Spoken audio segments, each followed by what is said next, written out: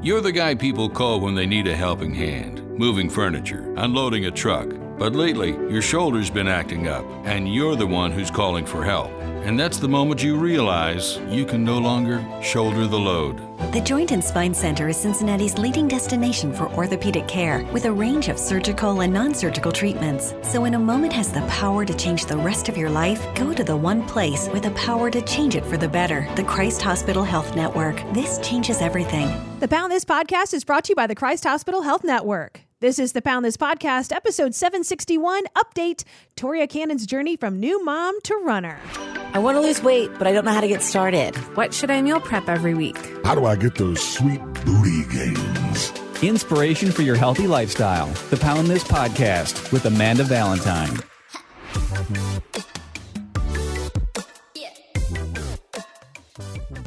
Thank you so much for listening to the Pound This Podcast. I am Amanda Valentine, returning guest and future flying pig finisher, Toria Cannon. What's up, Toria? Hello. Happy to be here as always. How's your running group been going with Fleet Feet getting ready for the Flying Pig 10K? Let me tell you, I've been sick for since January. Remember, I had COVID in January. Mm-hmm. Now whenever Elle gets sick, my daughter, I get sick. So running group has been going fine, minus just like all the upper respiratory crap. So you were just telling me before we started recording that all of your mom friends tell you that basically having a baby equals that you get to be sick all the time. Yeah, they were like, and they say it doesn't go away. They're like, it doesn't matter if you have one kid or three kids. The mother always seems to get what the baby has, usually worse. And dad's untouchable. He doesn't get sick. Oh, that's so nice for them. I know. It's really nice. So yeah, Elle has an ear infection, which is not contagious, but I think it started off as like a cold and went into that. And then I got that cold and it went into a sinus infection on me. So I'm hoping to get like a steroid to knock it out. Yeah. Poor little thing. She's been like getting all signs. How old is she now? She's going to be 11 months. Oh, man. You going to have one big 1-year party? Girl, you already know. You want to come? It's going to be like what's happening around the city. It's just going to be like dogs and babies. That's going to be super fun. Yeah, it's going to be a blast. What are you going to do? Are you Spend going to like too Chuck E. much Cheese? money. No Chuck E. Cheese. I actually rented out our clubhouse because it's like $50 to rent out. It's not bad. Like you pay like a security deposit, but you get it back. But I don't want to clean my house. So I rented out the clubhouse. Yeah, I'm like, nobody come to my house. You're going to have like that traditional baby cake smash and all that? Obviously. Yeah, she has her first birthday photos coming up here next month. So I'm going to get like a little cake smash for those photos. And then she's going to have her own cake.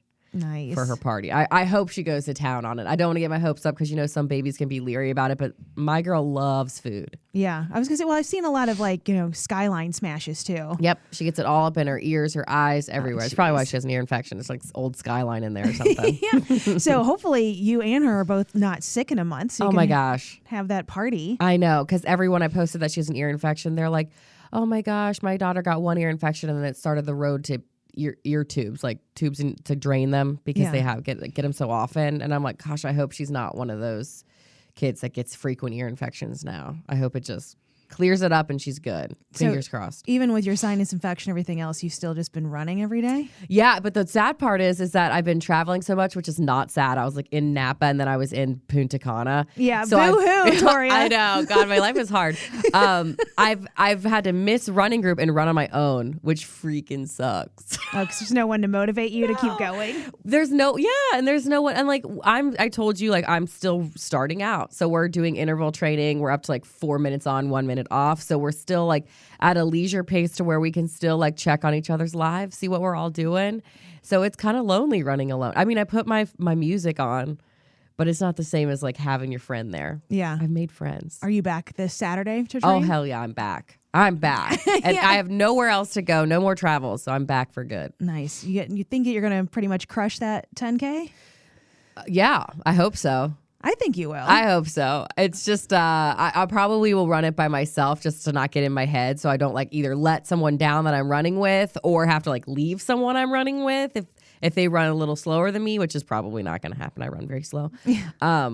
So I'm excited. I guess I'm just like got more nervous energy, but I'm pumped. Nice. Well, I mean, we're really only I guess, a month and a half away? Yeah. Well, I mean, at the time of recording this anyway. So, I mean, the Flying Pig, for people that aren't in Cincinnati, is just a huge race. There's a 1K race on Friday, 5K, 10K on Saturday, including the kids run, the Flying Fur, where you can run with your dogs. What? I could take Bean? Yeah. She wouldn't last. Yeah, my dog's has no chill. There's She no just way. 0.71 miles, and then she's in the bottom of the stroller the rest of the walk. Diva. And then that Sunday, so this is the first weekend in May, is the half and the full. And just I have to throw it out there. If anybody's interested in doing the Flying Pig, use promo code Amanda22 to save 10% on any race. You can still get in. And I think it's like one of the top 5 marathons in the country, if I'm right. Yeah, I'm not sure the exact numbers. I know like it's an Boston's awesome like race. number 1, but it is like up there. Yeah, I don't think we're a qualifier for I don't Boston or anything like that. But yeah, I mean, there's hills. It's a hilly race, but it's also, it's so fun. Don't even get me started. I mean, well, Cincinnati's just so freaking hilly. And you didn't do the Heart Mini, and that's, I think, running up Torrance, which I've talked about with Tanya, doing that race like that. Running up Torrance is more hellish, I think, than any of the hills in any of the Flying Pig. I've never done the full. So, and I don't ever plan on doing the full. And I haven't run the half in several years. I walk it now. So, I mean, the hills really aren't that big of a deal when I'm drinking a coffee and casually walking up hills. And just cheering on everyone that's by you. Yeah, and I mean, people bring out like pigs with wings. Like I love I get to pet all the dogs and see all the signs. I mean, I love walking it. Well, since I last was on, my neighbors, I was out in Napa, they ran one of my neighbors ran her first full. My other one runs them like all the time. And then the other neighbor ran a half. But for the full in Napa, we literally drove around for 4 hours to like the 6-mile stop, the 10-mile stop, the 13-mile, and just were like cheering them on, like, you look so strong, keep going. And it was just, even as someone watching it happen, it was like, wow, I want to run a full. Although I don't. But I was like, this is freaking fun. Like, my neighbor Sarah ran it like a champion. Like, she looked like she wasn't even out of breath. But I mean, there were some people that were really hurting, and I was just cheering extra hard for them because I'm like, you got this. Well, do you think after you do the 10K, you might have the bug to do a half? No. Fair. Maybe. I don't know. I'll see. I'll let you know after I go and get the hype of the day. Yeah. We'll see. If you get your medal and your banana. And I like, usually they give you like a free coney too, or a slice of pizza. Yeah. I can do that. Do some munching I'm all afterwards. about like running a marathon if I can get a free coney. Yeah, right. It's like those incentives, like do all this and you'll get a free hat. Exactly. Okay. Well, and it's just, we know from both working in radio so much, like people would throw elbows over the dumbest crap, like over a chip clip. Like, oh yeah, geez, people just love free junk, even if it's just legit junk. Not me. I hate having clutter in my house. So that's, if it's edible, like a coney, I'll sign me up. Yeah. See, I like stickers though. I am a slut for stickers. I have actually some at my house I should bring you. I have so many and I don't stick them on anything. See, I'm like, it gives me excuse to buy more cups. So I don't have them on this one. So the cup Do you I have hand now, wash? I do. I was going to say, because you couldn't dishwash with those. No, and here's this weird thing about me. Like, I was hyped whenever I bought a house to have a dishwasher. Mm-hmm. I never use it. Really? Ever. I still, like, even when I do my meal prep and I have an insane amount of dishes on Sundays, I will hand wash them all. Like, I don't know what it is that I'm like, That's weird, Amanda. I know. I can't believe I'm friends with you. Have you watched The Good Place? No. Okay, well, it's basically about like heaven or hell in a sense. And like one of the things was like, oh my, do you watch the Red Hot Chili Peppers? And they were like, no. And she's like, okay, well then you belong in the good place. Like, I guess people who go to hell like go to Red Hot Chili Pepper shows. Oh, That's okay. something you'd go to hell for. For hand washing my dishes. But what if I just really love my scrub daddy? Oh my God, I love a scrub daddy. See? The scrub mama that has the soft side and the hard side too. yeah, They have like see? scrub babies now too. You're coming around. Yeah. You know, you can buy a separate like thing to sit it in. That hooks to your, you can like stick it to your sink. Well, they already have like one of the like a generic one. I didn't know they had specific scrub daddy. Do you think they were going to profit off that? Oh, that's Shark Tank? true. I do follow Scrub Daddy on TikTok though. Is that a good follow? I mean, they do have some funny videos every once in a while. I mean, have to follow. it doesn't pop up on my page all the time. I don't go surfing after their content, but it has popped up enough where I'm like, that's funny enough. I'm like, whoever's in charge of this account probably like is creative, and I being on the end where we both know from working in media, and when I oversee a brand that kind of just lets whoever's in charge of their social media thing. like just be creative and a little unhinged. I'm like, I support them now instead of having this very narrow vision of like, you can do this and you can't do that and hand slapped. If like they're putting weird crap up there, I'm like, okay, cool. I'm down with this brand now. It's like Wendy's on Twitter. Yeah. That's what I appreciated when I worked in radio. It's like a lot of my endorsers or clients that had me like promote their product or whatever, they kind of gave me free range, which was nice. I mean, there are some products that are clients that are more like tight knit, but for the most part, they gave me creative freedom to just be myself. Yeah. And I'm like, if you want me to sell your product, you can't change me. Like people like listen to me because they like what I put out. So if I'm like pushing something in a weird way, they're like, oh, this doesn't seem like you. So I got that in from being, a talent on the radio. But for a really long time, I worked freelance for a production agency, writing, producing, and voicing commercials for all over the country. And so like it was a process of like somebody else would interview the client and get the information that they want for their ad. And then it would like come to me if it was assigned to me to like create their ad. And in that instance, so many people just were so hard-headed. They'd have a 30-second commercial and be like, I want my phone number in there 3 times. And I'm like, that's literally the entire commercial. This is a waste of time, a waste of money. Don't do this. And I would come back and be like, no, this is going to be terrible. Or I would come up with something super creative and they would hate it and be like, no. Then they would rewrite the copy, which was just horrific. And you'd have to be like, well, you're paying for it, so whatever. Don't listen to the experts who know who actually is going to listen to this, and stuff like that was frustrating. So I'm like, I would never give you my business because you're stubborn and not smart. Yeah. I used to, when I worked at the radio station, I didn't get paid. I would record a woman's spot just so that she could hear what it was going to sound like on the air. And I'm like, I finally like stood my ground to the promotions guy. I was like, don't ask me to do these anymore. Oh, to do all those spec spots? I'm like, because she would voice them. And at the end, it was her spot. She would voice it. But she wanted me to voice it so that she could listen to it to see what it would sound like. And I'm like, what? I'm not doing that. Oh, now you can literally read it and kind of figure out what it's going to sound like. I'm curious about who this is. I'll tell you who it is. I'm excited. It's so that's from having so much of that background. And that's where it's like, I'm so picky with listening to podcasts and stuff too. I mean, I don't even listen to radio at all anymore. It's just, I know too much and it's too frustrating and it's not, none of the radio now is what I grew up listening to that I loved. And so I just can't. And so the same thing kind of with podcasts where it's like, I don't know, of just doing it so long, once I start hearing certain things where I'm like, nope. And I just hate that it feels like I know too much and it take away the fun of it. Yeah. I don't know if you experience that too, of knowing so much background of. Yeah, that. sometimes. And then I know so much background about radio that I think of like people I used to work with. And I'm just like you sit back and you're like, okay, definitely we're overanalyzing some things because you think about like the average listener and how they listen. And it's like some people are so nitpicky that you're like, they're not actually listening for that. So let's not do that. Well, just even stupid stuff. I was just talking with a radio friend a few days ago. And I can't remember if I told you this story or not. I have a babillion whacked out radio stories. I love it. Like you were in radio when it was like, let's put the black curtains up and have like a naked girl in the studio. Yeah, I mean, I was. Yeah, that doesn't part happen of that. now. No, I mean, there's stuff that I've like listening to old shows that I've done. I'm like, oh my God, we would be canceled. Like that day. Like, yes. I'm glad there was no social media. Not that I'm like that freaking old though. No, but you kind of started, I guess, in radio when it was like more in quotes fun. Definitely. I mean, I technically started in the late 90s. Like I was a teenager. I mean, I graduated high school in 2000.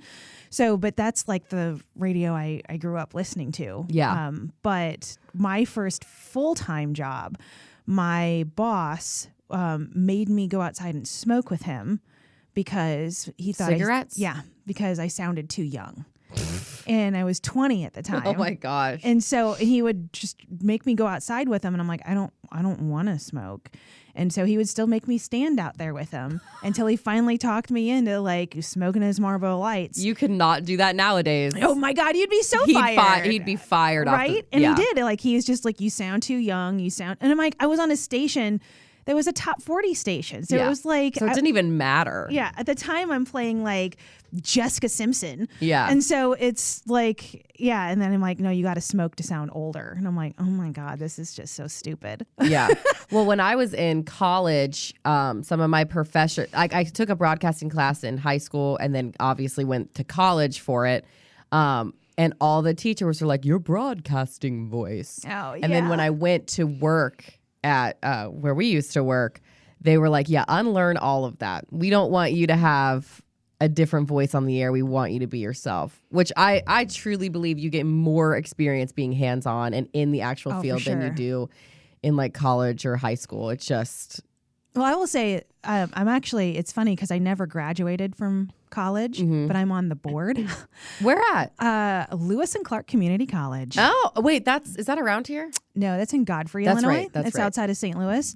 And because of the broadcasting program there was amazing. And I've taught at broadcasting schools before, pure trash. If anybody's ever thought about going to a broadcasting school, please don't. It's like a just waste set your of money money on fire. Yeah. And even they wouldn't even let me be realistic in my teaching of like, I was teaching at a broadcasting school in Denver and they're like, don't tell anybody that they're not going to get in radio in Denver. I'm like, no, you're going to have to go to Dogfart, Texas and get like a midday job. Like there's no way you're going to just get a morning show in Denver. Yeah. And you were not allowed to tell anybody that. And I'm like, this is Yeah, so I can't awful. lie. Can't lie through my teeth. But my college program, which I commuted 2 hours a day to. It was an hour away from where I was. That's insane. On top of working 3 jobs.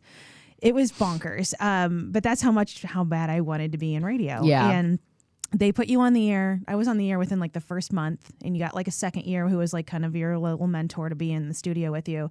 So it was so hands-on. All of my teachers currently worked in radio. So like they knew what they were talking about. Like, so there was like book learning and stuff too, but so much of it was realistic. And again, I was in radio in a different time where we did get air checked, and you did get like air checked is basically like once a week you would listen back to parts of your show and you would be like, get hopefully if your boss wasn't a tool. You did that for me. Constructive criticism. Yeah. You were a total B. No, I'm just kidding. I'm just kidding. But it's super helpful. And so like it was that on a hardcore level, because so many people at the time, because radio was cool at the time, was just joining the college radio station to just dink around. And the people in charge of the program were like, no, we're here to get you a job. Like this, we're taking this seriously. So to weed out all of these people that were just here to like just jerk around in the program, you would record your shift on a cassette, and then we would listen to them back in one of our classes, and like the whole class would have to listen to you and be paused and be like air checked in front of the whole class, which is a little brutal. intimidating with your peers. Yeah, it is brutal, and it was like brutal honesty, and it's one of those ways of like if you want to work in media, you're going to have some calluses because it's not easy, especially if you're a woman. Yeah. In the 10 years that I was in radio, I was air checked one time by you.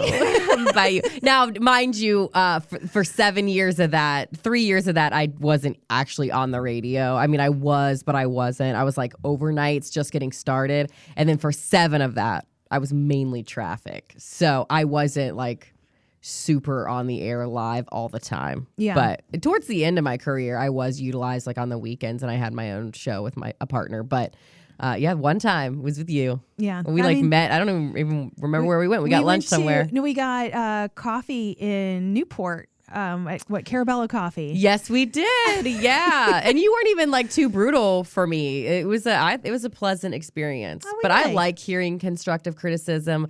I used to, when I was like training people to like fill in for me with traffic, and I would give constructive criticism, I wouldn't always get like happiness back. Like, thanks for letting me know. They'd be more like they knew more than me. So I was like, all right, cool. If you can just do my job better, then go ahead.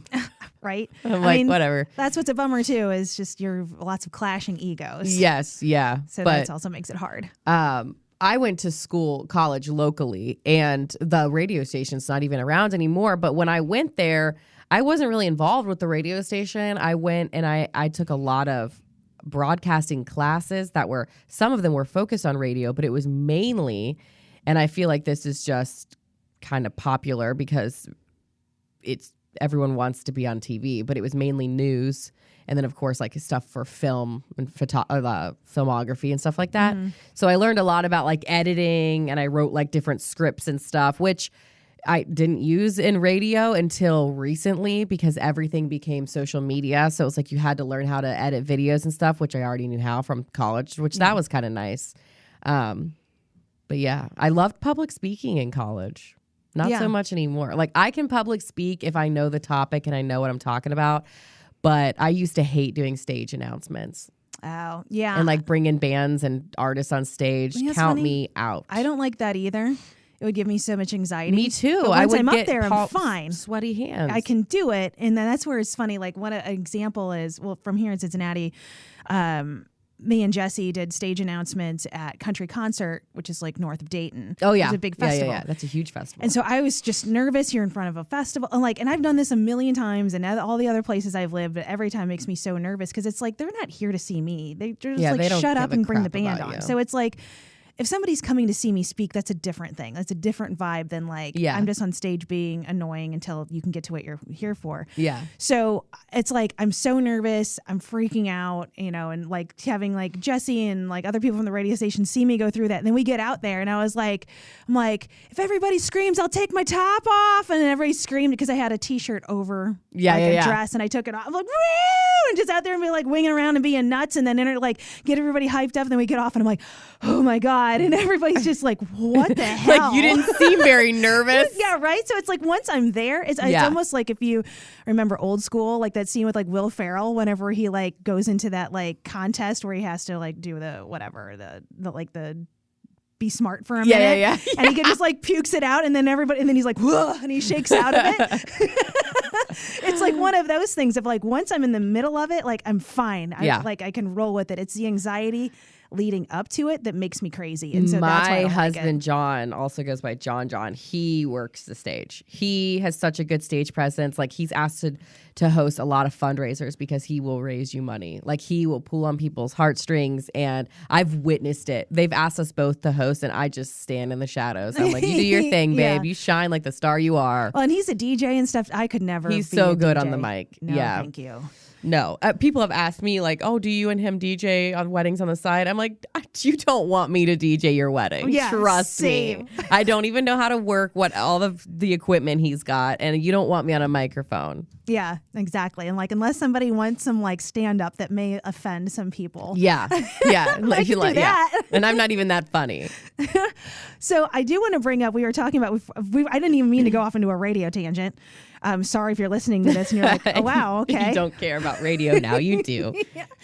That you're going through something pretty serious right now. Yeah. I mean, I don't worry. I'm like one of those people where it's like, I tell my mom this too. It's like, I don't worry unless I have to worry. So like, until I get the final verdict, I'm just like, it's whatever. Yeah, because you don't seem nervous or flustered by this at all. And this seems like a pretty serious process of finding lump in your, or multiple lumps in your breast. And that, to me, I would be freaking out. So I felt it, which was just lovely because after pregnancy, like it doesn't even matter if you like really breastfeed or not. Your boobs just like aren't as full as they once were. And so I can just feel a lot more in my boob because it's got a little sag. It's been loved on. That's a good way to put it. Yeah, it did its job. Yeah. Their jobs. But yeah, I felt a little lump in my breast, and I went to Christ Hospital, which is where my OBGYN is. And, he was explaining to me before he felt it, like, you can get hormonal knots that go away like before your period, which I used to have. Like pre-L, I would get the knots in my breast all the time before my period. So I was like, oh, my period's coming. But they disappear. And I told him, I was like, well, this is different. Like, I just know that's not what it is. It's not sore. It's just hanging around. It's staying around. So he felt it. And he's like, he thinks it's, I don't know how to pronounce it, but basically like a fibroid lump that's benign. And they're very common, like anywhere from like 15 to 35 from what I was like researching. And he said that, they can be removed, but they don't have to be removed. So then I saw him, we scheduled a mammogram and a ultrasound, which mammograms, everyone is like, oh, they're the worst. But honestly, it's not comfortable. It's not meant to be comfortable. It was not that bad. Well, that's good to know because, yeah, I mean, I turned 40 this year, and I think that's the magic number where you guys start getting your boobs squeezed. And I know that like everyone has all shapes, different sizes, and all that stuff, and it is uncomfortable. But like the woman who did mine was like, it should be uncomfortable, but it should not be painful. So if you ever feel pain, let me know. And I never did. Like it's not comfortable having your boob pulled on and flattened. Yeah. But it was not like I'm gonna cry and scream. It was fine, and it was maybe 3 minutes total, 5 minutes at the max, I think. So what are they finding and what do they think it is? So they actually found 2 lumps that were, which I only felt one, that are very similar in size and like right next to each other. So the doctor over the breast center at Christ met with me same day, which is so nice that they can meet with you literally right afterwards and tell you what's going on. Yeah, well, that's awesome. So you're not sitting there freaking out. Right. So I still have to have more. I have to have a biopsy done because she said the problem is that she's like, I'm confident that it's the fibroid lump things. I don't know how to pronounce it. If I did, I'll butcher it. Because of there being 2 so similar in size, like right next to each other. But because like, I guess cancer and the fibroids are almost like the same density, it's hard to tell on the ultrasound. So she wants to be even more thorough. So I go in next week for a biopsy, which to me, it's just all fascinating. So they cut you open a little bit and they, do the needle biopsy and grab out what they need from both of them. But they mark it with like a tiny little coil. Like it is so small that if it was in the operating room and it fell on the ground, they'd be like, all right, get me a new one. I can't find it because it's so tiny. I'm like, how do they see this crap? But they basically mark it because with these things, they are benign. And they don't like lead to cancer in the future, but one, it's peace of mind just to have them gone, so that if you are feeling your breasts regularly for a change, they're just like gone and you don't have to worry about it. The lumps won't be there. Number 2, because I guess they can grow. So my OBGYN was saying sometimes it's easier to take them out while they're small because it's just an easy incision. Boom, they're gone. If they start to grow, it gets a little bit more difficult and probably like the recovery is not as like in and out, but yeah. So at the end of it all, we'll discuss what I'm going to do, but I probably will just have them both removed to be safe. So what are the odds that it could be cancer? They were both very confident that it wasn't. Well, that's good. Yeah. And it was so nice too, because my doctor from Christ, I'm going to push Christ because I love him so much. Literally, I told John, I don't know what I'm going to do when Dr. Sandler's his name. I said, I don't know what I'm going to do when he retires because he is so good to me. He birthed my daughter and he treated me like I was a relative on the bed. And it was just like, he's freaking great. But he called me at 7:30 last night and he knew I had my appointment that day, which was awesome. He got the My Chart update. And he didn't have to call me. He could see in the chart how it went. But he called me to see how I was feeling about everything, our game plan for afterwards. He's like, we'll discuss it once we know for sure, but we'll set a good game plan up. And I was like, yeah, there was actually 2. He's like, I saw that in the chart. He's like, I'm so glad that they, like, we went ahead and did the ultrasound and stuff. And I was like, that was all your call. So he was like, just so thorough and just so thoughtful. He called me, when I was pregnant too, just to like check up on me about certain things. That's awesome. I'm like, dude, he's the freaking best. If you can get in with him now, do it.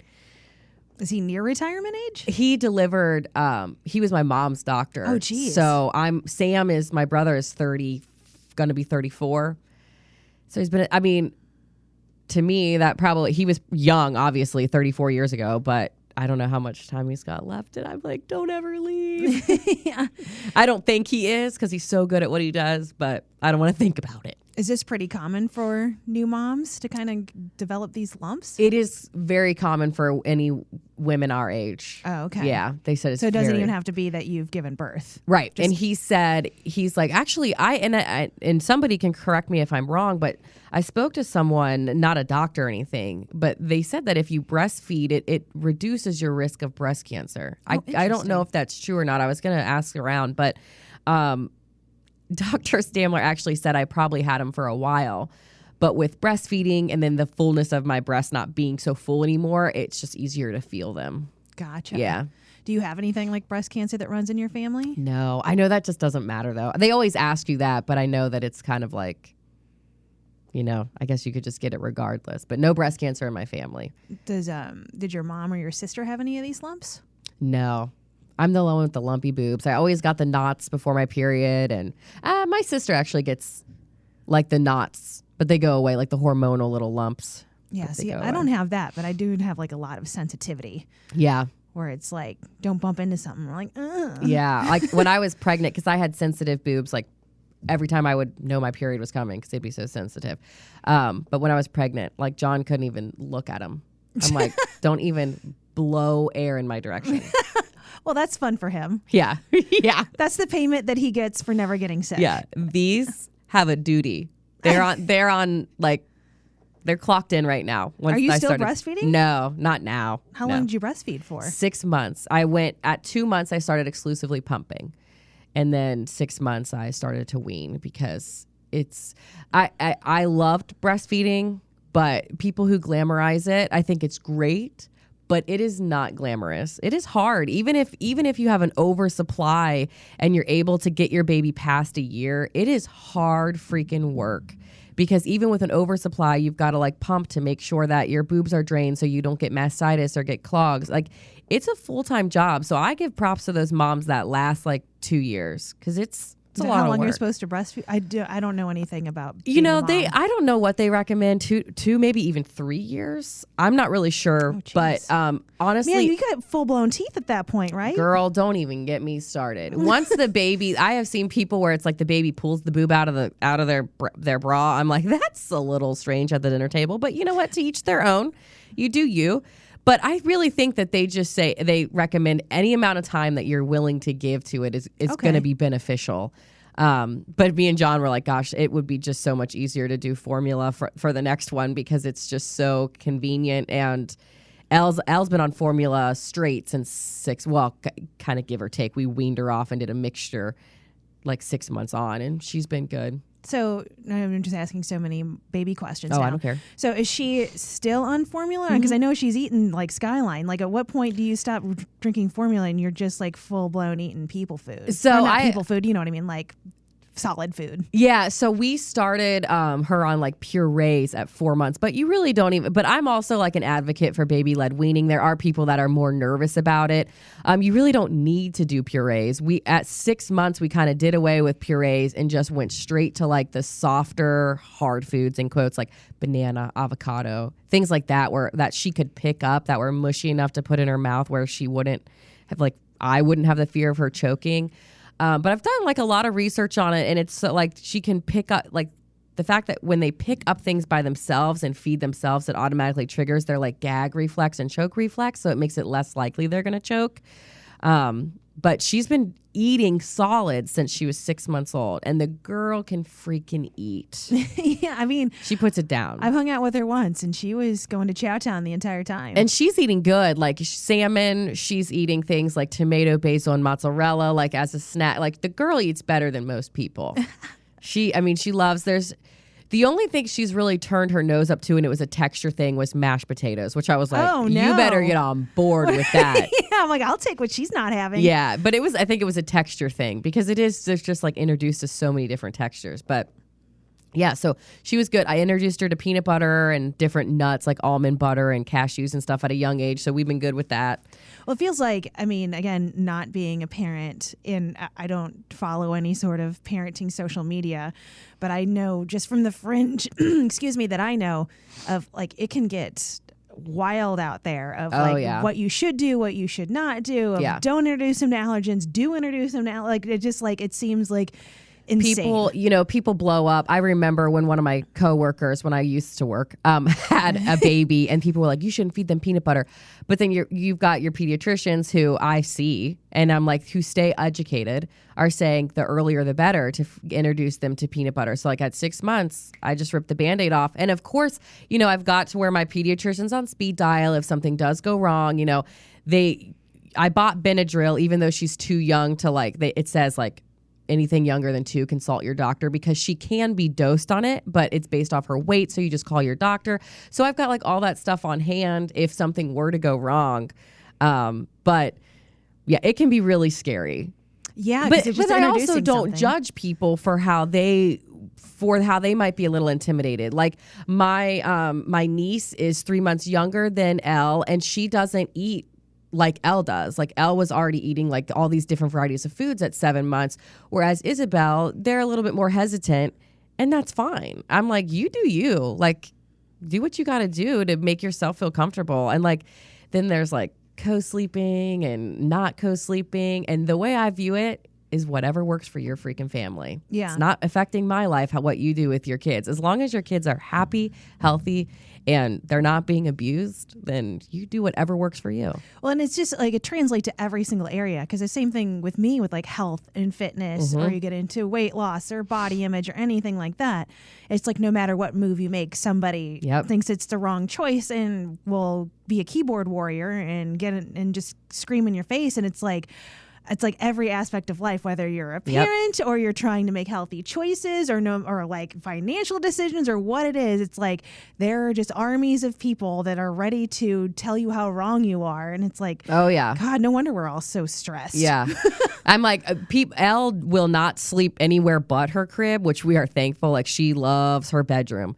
But like I said, I don't care what people do with their kids. I'm like, you do whatever you got to do. Yeah. I'm like, I couldn't sleep with my kid because I like to sprawl out and also have like alone time with my man. But I'm like, everyone's different, you know? Yeah. Well, it's just like that might change too once she. Yeah. I'm actually like dreading the day that she like discovers like what monsters are. And she's like, there's a monster in my closet. I'm like dreading those days where she's like going to try to crawl into bed with us because she's scared. But I remember, rough, girl. I know life's rough. I remember doing that with my mom though. Like if there was a thunderstorm or something, we were like 6-7 years old. We'd kick our dad out and she'd let us crawl into bed with her. We didn't like sleep in there all the time, but like thunderstorms or if we had a nightmare or something. Yeah. But yeah, I do remember stuff like that. Well, you have something to look forward to. I can't wait. Good thing I have a king size bed. And then we've got the dog in the bed too. Bean. Your dog is like baby size though. Yeah, she is, but she's a lump. She's 23 pounds, so she's not easy to move. And so she sleeps right next to me or John, and she shares a pillow with us. Oh, yeah. See, all of my animals are in bed, but they're all around the same weight. They're all under 15 pounds. Yeah. And they have like their little order that they sleep in. Yep. But they kind of don't get in the way. I mean, we have a California king. Oh, so you're like on the other side of the world. Yeah, for these 4 little animals. Although Beasley, we had a freak out moment with him and got to have a nice little argument with Mike because he ran upstairs and he's like, I think Beasley just ate an entire corn cob. I'm like, what? An entire corn cob? And I was like, first off, how was he able to get your corn on the cob? Like, why did you have that at Beasley level? And also, how did he get it into his mouth? He's tiny, and the corn cob's the size of a microphone. Yeah, so he was hiding underneath the bed. We got him underneath the bed, and he had a piece of a corn cob in his mouth. And I'm like, oh, my God. So then we're like, and then, of course, I Google it, and they're like, this is terrible. They could, like, block his intestines and scratch his insides. Bean ate a tampon once. That's another story. Yeah, so we were like, okay, so we've had to do this before to, like, induce him to throw up because Mike leaves his food out. With peroxide? All the freaking time. Yeah, we did the peroxide thing, and we got some of that out of him, and then he was, like, not pooping, and then we're freaking out. He's fine. He's totally fine, but I'm just like... Mark that on things I didn't think I was going to have to deal with is a dog eating an entire corn cob. Small dog. Bean got into our trash can, got a tampon out, and I told John, I was like, I think she just ate a tampon. And John's like, what?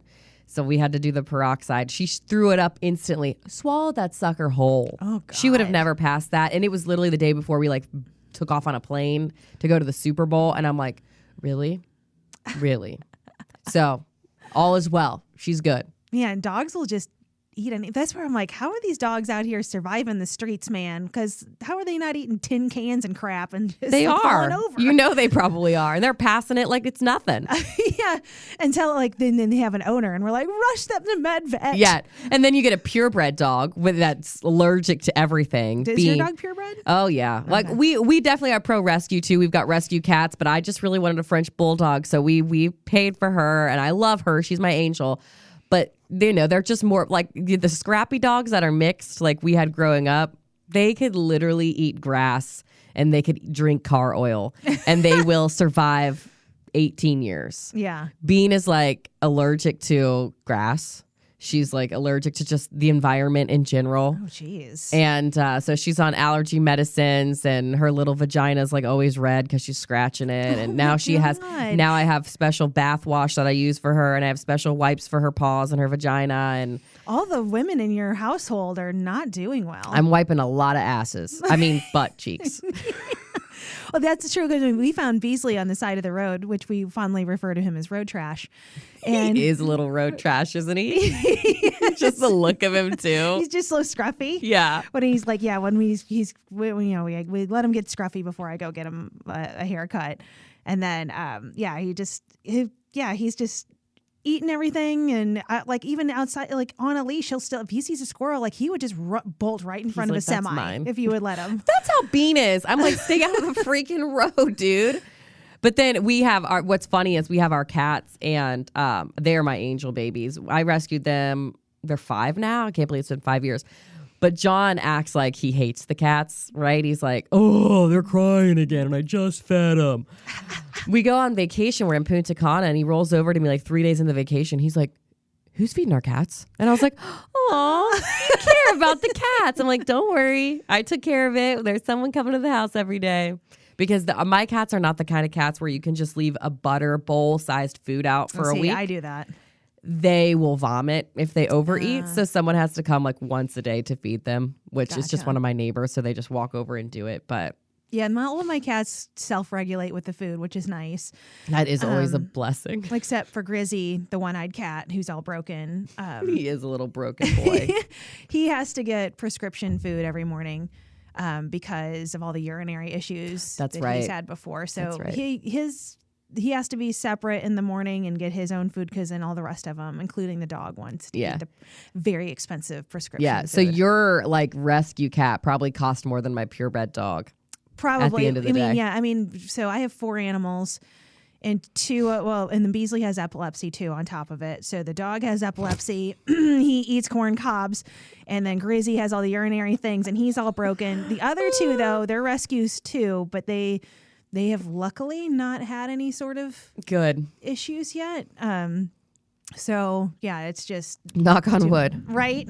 Yeah, my cats haven't had issues either. They're just like, but like I said, they were rescues, so they were just like off the street. So I feel like they've got more in their corner in life. Right? And that's how Grizzy is, even though he had all the urinary stuff. I mean, I adopted him when he was 6, and he's literally got a hole in his head. They think he got hit by a car. He's missing an eye. He's got a cleft lip. Definitely seen better days. Yeah, and he was just dumped off on the west side somewhere. Aww. And so he was out there street fighting, and now like I almost just feel like he's just like super happy to like just lay in bed every day. This is his retirement home. Exactly. Like, I'm glad I could give you a good life. And that's where it's like when people are like, why do you adopt like a senior animal that's broken? And I know our friend Molly that works at the radio station. I was just going to bring her up. Does the same thing. It's like, well, that way at least the end of their life, like they can just like be pampered. And it's so sad to lose them. Like it's awful to know that you're closer to going through that nightmare.